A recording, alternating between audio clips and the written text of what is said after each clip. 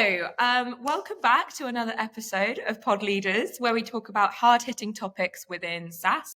As I've mentioned before, we started the gender parity series at Thornton Gregory after I realised within my first 2 months of working here, I hadn't spoken to a single woman, and it was driving me mad.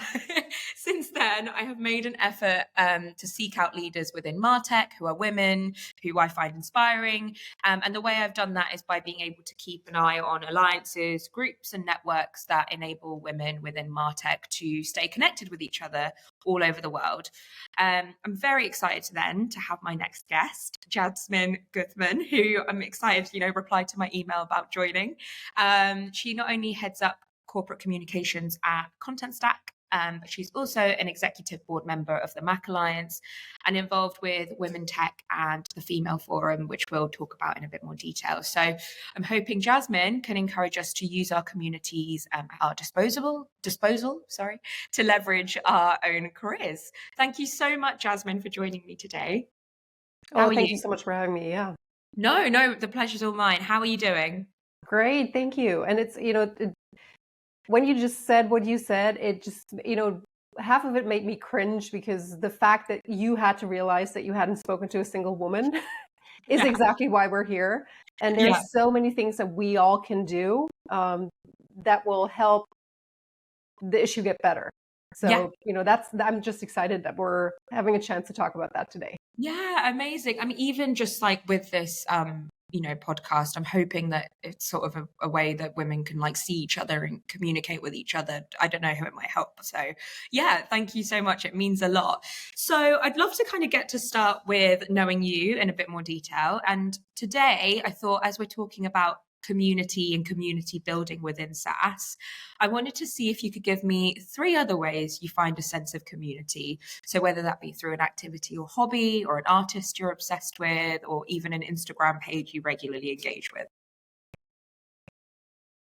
That's a great question because we can find community in so many ways and so many senses. I think my biggest feeling of community is created through sports. Endurance sports. I'm a triathlete, so the swim, bike, and run with the people that are passionate about it as well. That creates instant community, right? You're chasing a very big, hairy, audacious goal. All of us are, in some sense. And even though we're all individual athletes, we come together as a larger community to support each other, right? Nobody can help you while you're racing. That is on you. Yeah. But before and after, all the prep, all the posts, there's such a fantastic sense of community right there. So that will be my number one. You meet incredible people and everybody has something in common. So it's very easy to connect, right? Because you share something to start with. Amazing. The same is true for pets. I'm a dog owner. So lovely. Funny enough, I know probably 2/3 of the neighborhood, not by name, but by pet. So, and I'm sure it's the same for them, right? I'm the blonde woman with the Dalmatian. You have a Dalmatian? I do. Yeah. Oh my God, I love that. That's so fabulous as a dog choice. And it's a great identifier, right? If somebody sees the Dalmatian, they know that usually it's me on the other end of the leash, and vice versa, right? I see the Australian Shepherd and I know, oh, that's the woman that has had these issues, or that it's just it creates such a sense of community again, because you know who's out there, even though you may not know their name, but hey, in case of emergency, I can ring my neighbor's doorbell 2 blocks down because they have a large dog as well. So if I run out of dog food, I can ring their door and say, oh, hey, can you just help me out here? Yeah. So that's fantastic. That will be number 2. And I think number 3 really is friends. That sounds too obvious, but I think especially in our turbulent times, friends are so important. Like your close friends, people that you have known for quite some time, where you support each other right through the ups and downs. I've had friends have fantastic promotions and we celebrate together, and then we have those situations where a parent dies, or life just starts hitting you hard at some point. There's just no way around it. But having a circle of friends that you can lean on if you want to celebrate or you need support for whatever reason is really makes a really huge difference. So it doesn't have to be a big circle of friends. I think if a handful is plenty. Yeah, plenty to keep me busy. No, I completely agree. My friends are definitely my North Star for sure. Yeah. Interesting you mentioned the triathlon stuff as well, because I didn't realize that until I went on your LinkedIn and found out that you wrote a publication where you described yourself as a couch potato, now a passionate triathlete, which is so cool. I am not going to do a triathlete, but I am going to try a half marathon next year, my first one. So what are your top 3 pointers that you can give to someone like me? Well, for one, don't be so hard on yourself. Let's start right there and give yourself a good pat on the back, because doing a half marathon is amazing. Great. Awesome. You do, fantastic. I think the best advice is start small. Don't try to do it all in 1 week and now go from 0 to 100 in like 10 days, because that sets you up for disappointment at the very least, if not injury. So start small, be patient, because a half marathon is already quite a feat. So small steps, ramp up your training slowly but steadily. And it's so much more important to be consistent than to get that one big workout in. And I think that's the biggest mistake that I see. People get excited and then they want to have it all, and then they go out and do too much, and then they injure themselves, and then they start basically at square -2, which is really awful. So start small, be patient, and please have fun. I think that's the most important thing. We have a tendency to be competitive and take it too seriously, many of us. All right, and that's just in your head.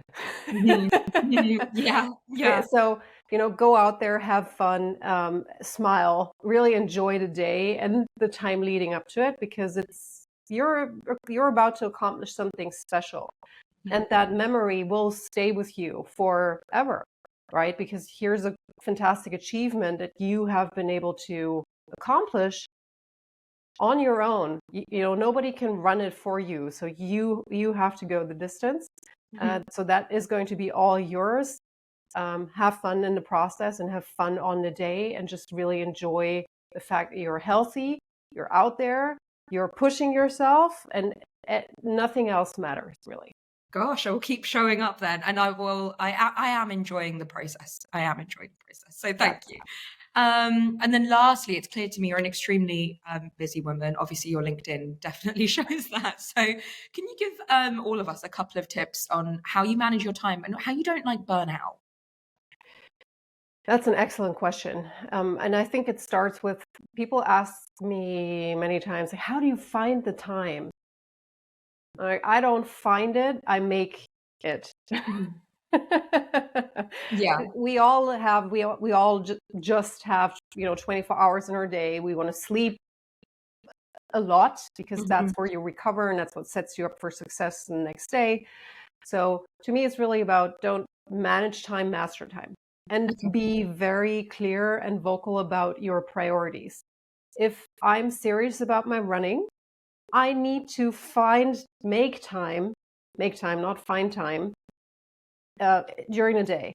And it's not going to happen in and of itself, right? If I just, start my day and then say, oh yeah, somehow magically I'll find an hour to go lace up my running shoes and go, it's not going to happen. Life just doesn't work that way. Something is going to get in the way, at least from my experience. So, what I do is I manage my time very rigorously. If I want to run and it's a priority, I do it before work. And then you need to slot in the dog walks and the calls and the the fun stuff that you want to do because you do have a private life, right? So in the end, and I can only recommend reading Indistractable by Nir Eyal, fantastic author who's published a whole book on it. And his advice is actually fill your calendar to the very last minute. Not with meetings, mind you, because nobody needs another meeting, honest to God. Yeah. But with the things that you want to be doing. Your calendar should be completely booked from when you wake up to when you go to bed with the things that you want to be doing. So, breakfast would have a slot, proper breakfast, sit down, prepare a good meal for yourself, a nutritious meal for yourself. So that's something on your calendar. The dog walk goes on your calendar. The lunch goes on your calendar. You get the sense of where I'm going. So really making sure that you spend the time that you have available in the most meaningful sense, meaningful to you, not to anybody else. Okay, that's great advice. Thank you so much. On to kind of, I guess, the topic at hand. So I reached out to you because I had a look at, as I said, communities within MarTech that supported women. And I obviously everyone knows about the Mach Alliance, but we'll get to how that kind of supports women in a second. But from my kind of understanding and for our listeners' understanding, please could you give us an explanation of what the Mach Alliance does for those who don't know? Absolutely happy to. The Mach Alliance is a nonprofit. It was founded 3 years ago by a handful of companies that were passionate about composable technology. And the Alliance's mission is to propel current and future digital experiences with open and connected enterprise technology. Now that's a mouthful. What does that mean? The Mach Alliance is a neutral institution in the market, so anybody can come for advice on how to go composable. How do you build a tech stack that is more than just an assortment of random pieces? Mm-hmm. How do you, as a business, actually successfully transform your business and future-proof it? Because customers are so much more demanding today than they've been ever before, and things change so quickly that the nature of the composable stack is the only way that allows you to keep changing with your customers and keep actually excelling and creating unique and inspiring customer experiences, which again then is the only way to really stay on top of your game, on top of the industry's game, and potentially be a leader in your space. Mm-hmm. And that's what everybody is gunning for. Wow, thank you so much. I guess your role within it is the executive board member, which is a great position to be in. Could you give us a little bit more of an understanding of how you came to join the Mach Alliance and how your role has grown with them over time, especially as there's so many members now? Absolutely. And we started out with 5 member companies 3 years ago, and we are fast approaching more than 100 members. Mm. Now, if that tells you anything, then it's been a wild ride for everybody involved. It's basically a hyper growth startup. Mm-hmm. I think that's the best comparison that you can make. But now, you're not just working for one company. Every member company has needs, wants, an opinion. Yeah. So that's where it is different from a company, because there's so many stakeholders, and all of them are in it to win it and have needs that we need to be taking very seriously. Mm-hmm. How did I get involved? It was interesting because it really is an opportunity that presented itself, and I just grabbed life by the horns. I was working at a different company at the time, one of the founding companies. Mm-hmm. And my boss came to me and said, Jasmine, here's this thing. I think it's called Mach Alliance. We're a member. I don't have time. Can you go and have a look what it is? Mm. So, it's I admire people who have 10-year plans and then execute them flawlessly. I usually bump into something. I find it super exciting and then I stick with it because it's so intriguing. And that's what happened here. Mm-hmm. So I went and had a look, stumbled into the marketing council, which was brand new at the time, and just started asking questions. I like the people, smart people from companies that I would usually have no business speaking to, competitors, anyone really. And I found that really inspiring. And I just started asking questions. I was like, so what are we doing? What is our strategy? Where are we heading? Mm. And there weren't a lot of answers at the time because everything was still brand new. So, I figured, okay, here's two ways to go about it. I can either lean back and go back to my day job and just, call it quits, basically. Or I could get involved, and because there wasn't anything around, I could start helping to create it. And I went for the latter. So I said, well, let me help you create that strategy because I think we need it. So I was asked to lead the marketing council then as a result of that, presented to the board. The board really liked the work that I did. So eventually I was asked to step up onto the board. I'm an outspoken, opinionated person. I like decision making. I actually love greenfield. So if there's not a whole lot of rules and you say, Jasmine, here's a greenfield, can you build something? I'm the happiest person. Oh, great. Most people freak out because they're like, yeah, but I don't know what to do or where are the rules. I like to create rules and then I like to create things. So to me, it was the perfect playground. And that led to me being elected as the vice president for the executive board, which I'm just super excited about. And it's such a fantastic position to really create lasting change. And it only works if you put in the work. And I think that's what I would take away from that. Never be shy to put in the work for something that you're passionate about. If you're in the right environment, people will see what you do and the quality of the work that you do, and that will lead to your next opportunity. Yeah. So, it's always worked for me. So I can only encourage people, women especially, to do that. Raise your hand and say, hey, I can do this. That's amazing. And then go do it. Amazing. And that's, that in itself is great advice. And we've barely started, but I remember watching a TikTok basically of somebody saying great advice for your 20s would be you'll probably bump into your dream opportunity, but you probably won't find it. But the best thing you can do is just surround yourself with lots of people who are smart and you like and you enjoy working with and who ask questions. So that's what got you here, I feel. So yeah, amazing. So obviously, I think the thing that I really wanted to speak to you about is women in Mac and coming across all of that on LinkedIn.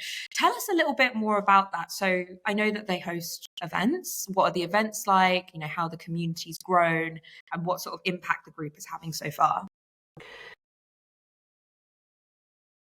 Such a dear to my heart topic. Thank you for asking. Women in Mach is a grassroots movement that was initiated a good year ago. So it's still very young, but it's growing incredibly fast, and it is incredibly inspiring to see these brilliant women get together and support each other. So what happened is we put on a first event a year ago in Madrid, and we said, well, we feel like we need to provide a space for women in tech to come together and have a safe space to have conversations about all the things that are not talked about enough in the industry. So we invited 100 leading women in tech and a few male allies, and that's super important to me because that sort of is what tells us apart from a few of the other groups. It's paramount that we have men in the room, because if you're asking the underrepresented minority to do all the heavy lifting by themselves, it's never going to work. Mm-hmm. And I have a really great example, and it didn't even dawn on me until it happened. So we had 100 leading women in tech in a room in a beautiful location in Madrid, and 5 male allies. And one of them took me aside after an hour and he said, Jasmine, thank you so much for inviting me.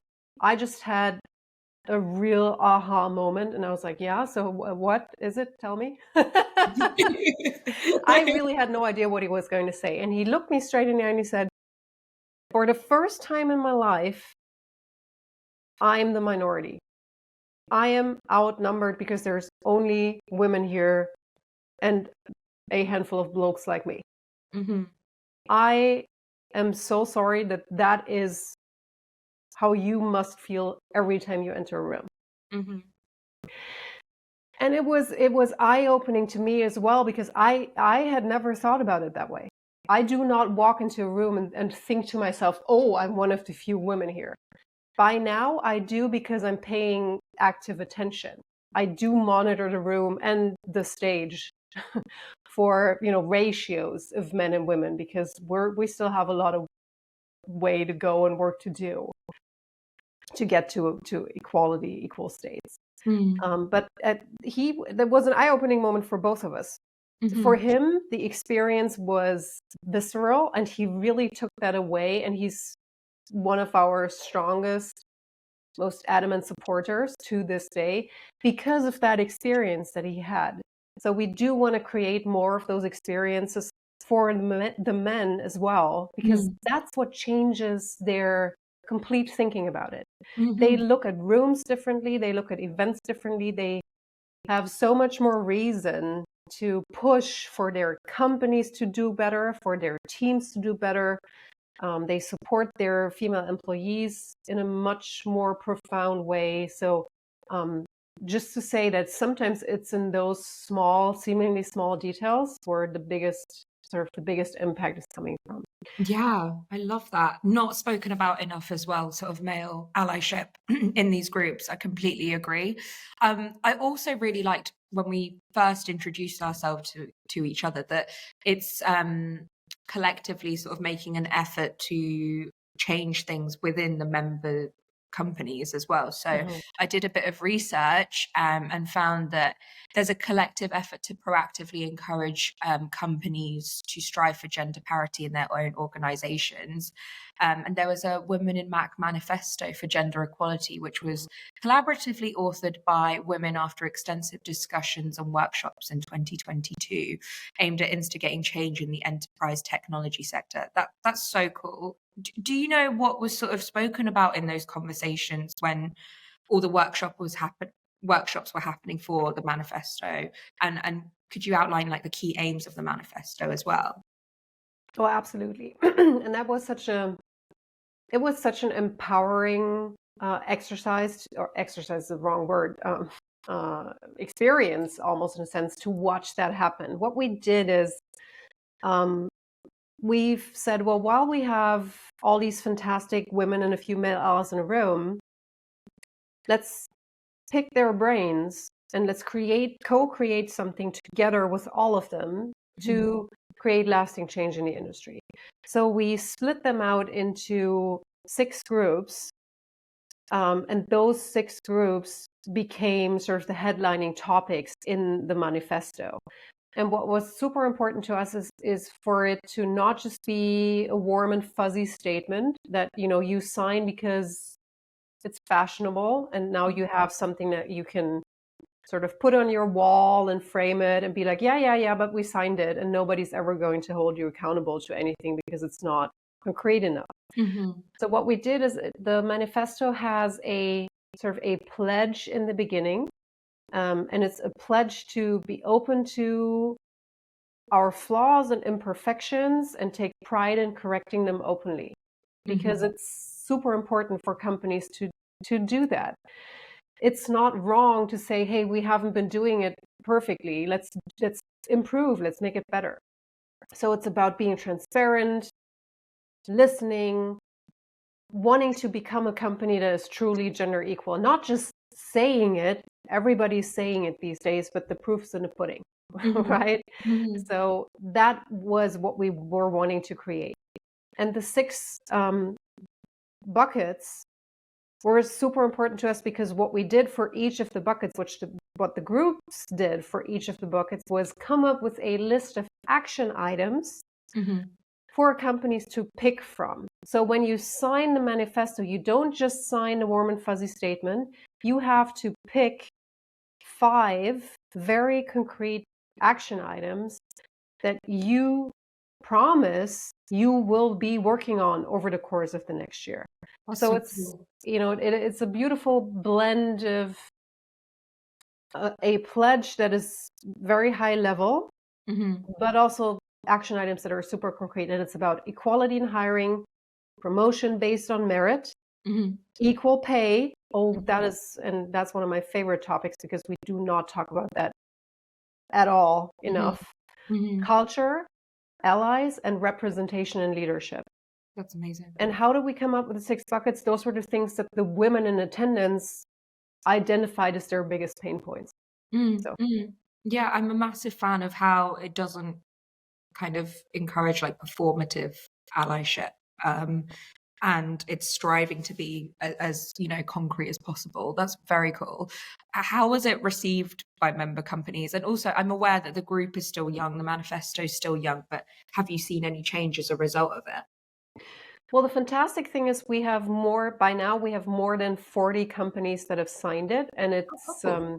from small to large. So everyone in any category is supported. Mm-hmm. And now the sort of the next step for us is to actually go in and help companies to do even better. We don't want to go in and police and say, oh, but you only fulfilled 90% of your action items. That's not the idea, because that will only drive people away. What we want to go in and help do is help create programs to support the gender equality programs that companies have already put in place. Or if they're small companies, advise them, help them to create those programs in the first place. So Mm-hmm. that's sort of our mission for the next 12 months, is to reach out to the companies who are already involved and help them get even better, support them in the best possible sense.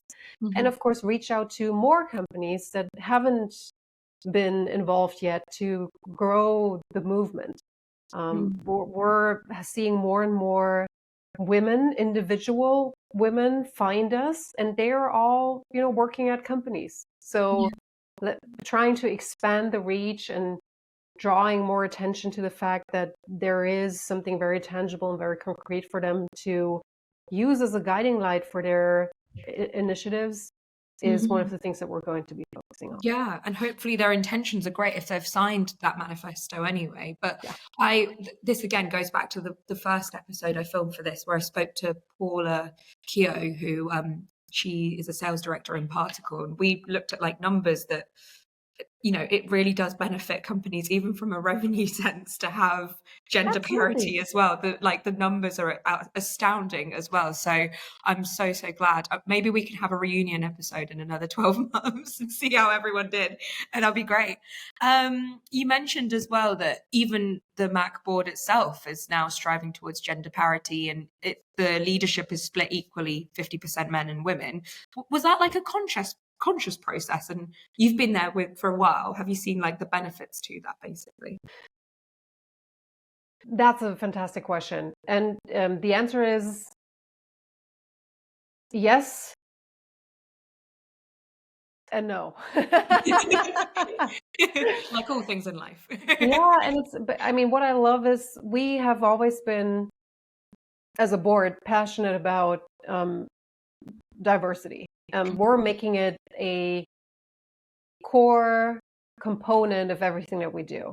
What we decided and are very transparent about is we don't want to preach and just talk about it. We want to lead by example, which we touched on in the very beginning. It's so important to have role models. If you have a board that is 50-50 split, that is a much stronger statement from our point of view than saying, oh yeah, we aim to have a board that is 50-50 in 5 years.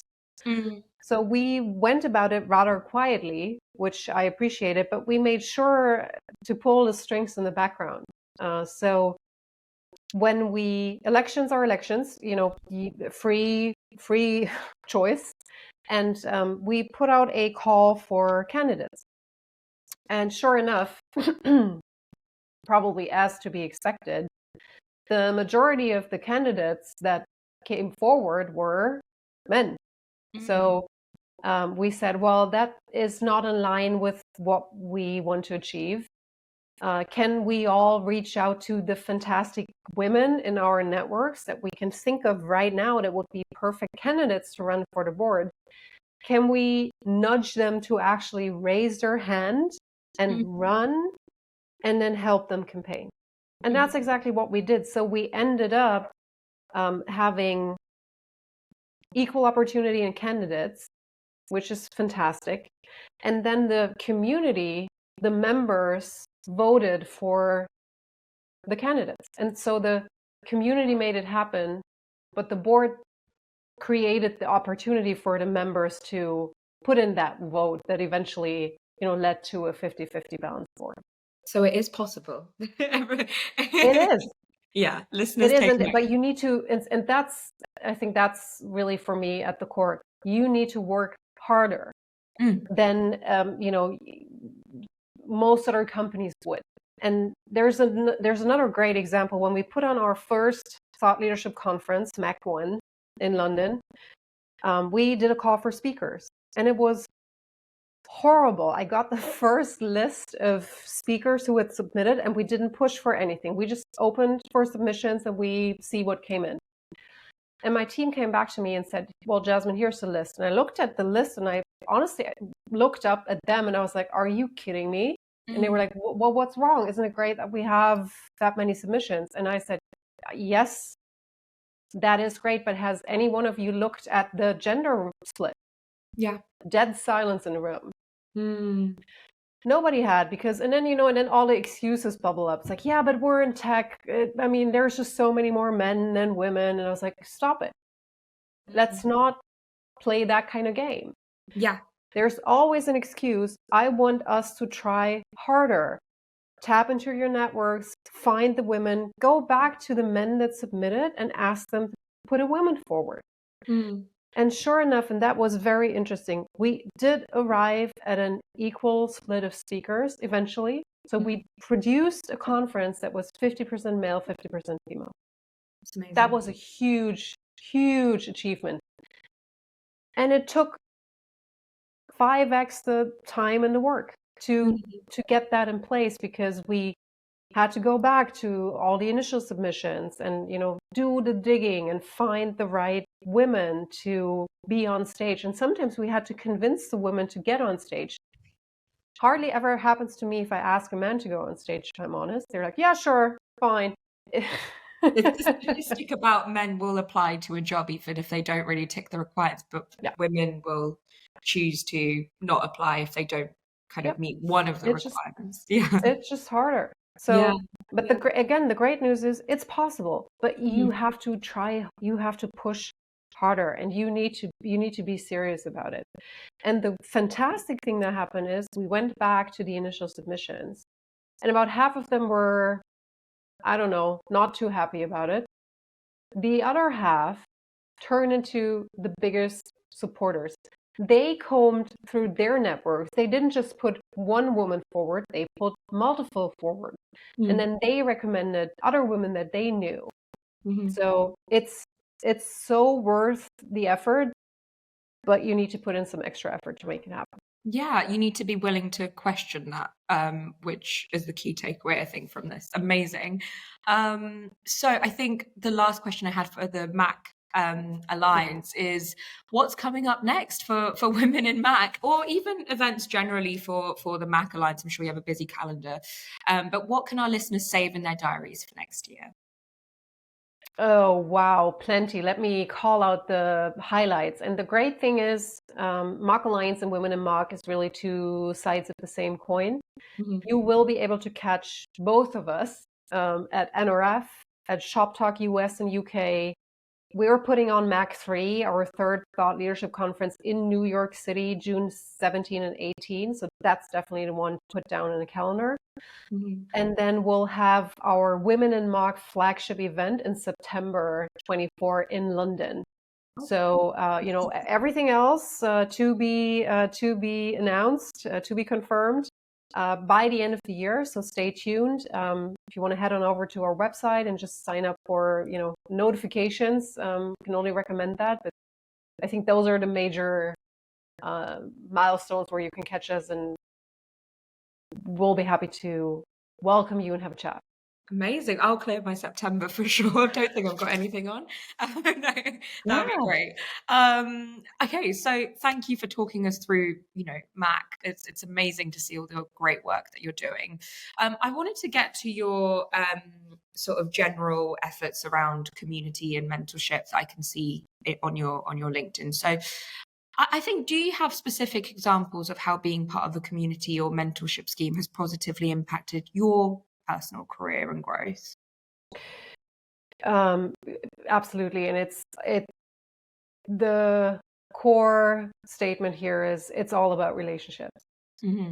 Relationships only hurt if you don't have them. That's my universal go-to statement, and it's true. It is always true. Many of the opportunities that I eventually walked into came by way of recommendation. Somebody saw something and they thought, oh, I think Jasmine would like that. And so they reached out to me and said, hey, Jasmine, I saw something that looks interesting. And I thought of you when I saw it, so have a look. And I think that is so important, and that's what people in their 20s usually don't know yet or have trouble seeing. It's those connections, those small interactions make the difference, especially the moment you get to higher level positions. Because once you reach a certain level of seniority, very few things actually happen the official or the public way. Most conversations are between people, and we're all humans. We like connecting, and we like to get recommendations. We trust people. And if you are recommended by someone, that usually opens a lot of doors. While if you go, the official way and you submit a CV through the portal via HR, it's never going to go anywhere. Yeah. So I think that to me is the beauty of community, because you bump into people that you didn't know before. At the moment, many times I was like, well, you have an interesting story. I have no idea how this will ever have an impact on my work life. But it doesn't care. I'm just curious about you as a person. Yeah. And sure enough, you stay in touch with those people. And at some point, randomly, something pops up where you need exactly that kind of expertise, that kind of personality. They know somebody that you would like to know, and they can introduce you. You never know. You never know. And you will always meet twice in life. That's for sure. Amazing. And it's never too late, because I can see that you joined Women Tech Ambassador, and you're also a member of the Female Forum. And you joined both this year. Why now? What kind of motivated you to become actively involved in them? And see, it's relationships. I knew people who were already founded them in the Female Forum case, and I was intrigued. I'm endlessly curious, and I saw opportunity again. So somebody does something brave and creates a forum like that. I'm the first person to say, all right, I'm right here with you. How can I help? And I never think about what am I going to get in return. I just think about, hey, here's something where I can make a difference. Let's go do that. And sure enough, there's always payback in some way, shape, or form, usually when I expect it the least, which is exactly the beauty for all of those communities. And Women Tech and the Female Forum are different in a sense that the Female Forum really has its roots in the financial services industry, where I did a few years. Mhm. You So okay? yeah, and I still feel deeply connected. It was a fantastic time. I know a lot of people from back in the day. So I figured, yeah, and finances and women is such a neglected topic on top of women in any workplace, that here's a fantastic place to sort of bang that drum. Mm, And Women Tech Ambassadors is really a global women in tech community, which is a bit different. mm, But still, any time that women get together and are willing to lift each other up, mhm. I'm game. Yeah, yeah, perfect. I mean, the reason I asked, are you okay, is because I know that's even more sort of male dominated, but amazing to have that sort of knowledge.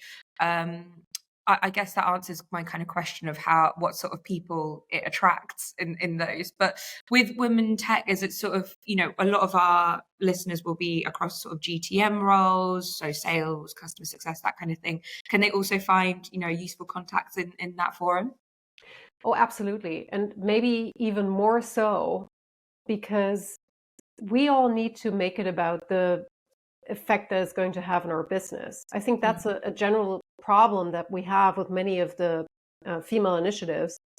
It's considered from the outside as, oh, yeah, they're just going to get together and have a nice cup of coffee and chat. No, we're doing business. And we want to get together to solve business problems. We want to get together to learn best practices from each other. How Mm-hmm. can we be better at what we do in our day job?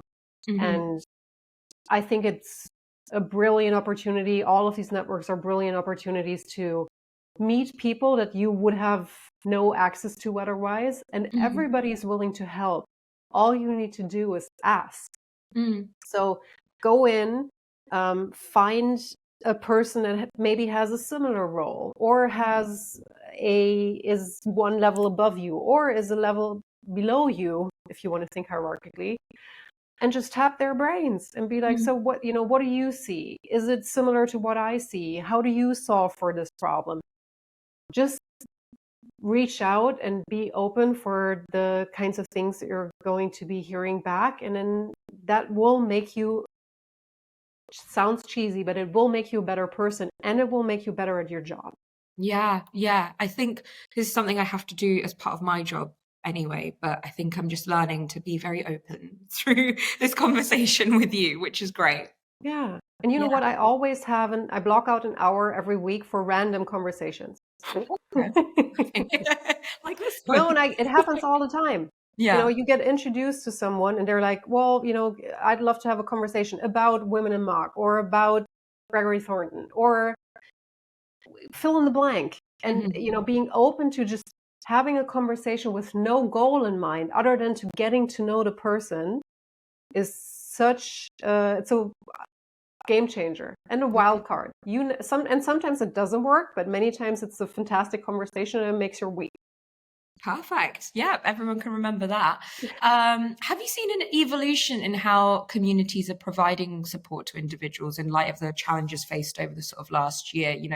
There's widespread layoffs, there's redundancies, there's more of a shift maybe towards online networking in the post-COVID world. Yeah, it's definitely been a challenging year. I think that's a great thing about virtual and remote, that it's easier to connect with people. And Mm-hmm. at the same time, it's more challenging because personal connections are deeper or more intense, or, you get a sense for the person. So I think there's a lot of benefit in the communities, and they've become more tight knitted in a sense because Yeah. everybody's feeling the pressure. Mm-hmm. And at the same time, it's hard for people to connect only through the network. So I think it's finding the right balance for you personally between virtual and real, physical, Mm-hmm. is super critical.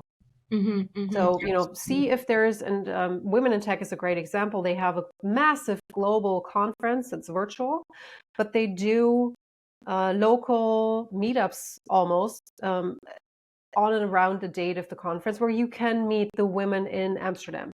if you're from the area, or in Frankfurt if you're from Germany, or in London if you're from there. So I would always encourage everyone to connect as much as you can virtually. Send that text message while you're thinking about it. It only takes a minute. If you're thinking of someone, send them a text. And then, when you have a chance and you're able to, go seek that connection in the real world, because that will deepen your connection and will help a lot when push comes to shove. Amazing. I've got so much great advice from you about how women can leverage their communities and, leverage mentorship to their benefit. I guess, what would your advice be, or your perspective be, for companies on how they can create a more inclusive and supportive environment, maybe from, your discussions with these groups, or maybe from your role as, head of corporate communications? I think the truth is in walking the talk. That is the one piece of advice. It's not enough to say that you care. You need to show people that you care. And it's very easy. I mean, it starts with your own company events.